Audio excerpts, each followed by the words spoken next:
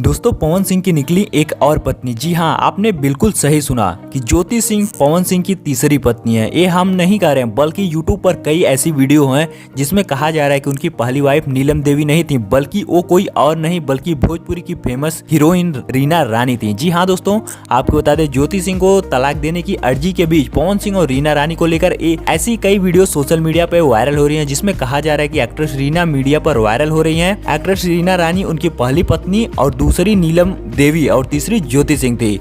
आपको बता दें वायरल यूट्यूब पे ऐसी बहुत सी वीडियो हैं। तो अगर माना जाए तो पवन सिंह और रीना रानी की मुलाकात एक फिल्म के सेट पर हुई थी और इस मुलाकात के बाद धीरे धीरे इनके बीच नजदीकियां बढ़ गई थी। इसके बाद दोनों ने अपने रिश्तों का गुपचुप शादी कर दी, अंजाम तक पहुंचा दिया था। जी हाँ दोस्तों, मगर वीडियो में बताया जाता है कि एक्टर के परिवार वालों को ये रिश्ता मंजूर नहीं था और इनकी शादी के 4 महीने के बाद ही तलाक हो गया था। कहा यह भी जाता है कि दोनों एक्ट्रेस ने मुंबई में कोर्ट मैरिज गुपचुप तरीके से की थी, लेकिन इसके बारे में कोई भी ऐसा खुलासा सामने नहीं आया है। लेकिन पवन सिंह और रीना रानी के तलाक को लेकर कहा जाता है कि इसे रिश्ते को खत्म करने में एक्टर को भारी भरकम रकम भी चुकानी पड़ी थी। जी हाँ दोस्तों, पवन सिंह को काफी ज्यादा पैसा भी देना पड़ा था इस रिश्ते से छूटने के लिए। आपको बताया दें कि पवन ने उन्हें मुंबई में एक फ्लैट और कुछ पैसे भी दिए थे। वायरल वीडियो की अगर बात माना जाए तो 10 साल की उम्र का फासला माना जाता है। पवन एक्ट्रेस और ये जो एक्ट्रेस थी रीना रानी 10 साल छोटे बड़े थे। उसके बाद पवन सिंह और रीना रानी को लेकर काफी ज्यादा वीडियो सोशल मीडिया पे वायरल होते रहते हैं। आपको बता दें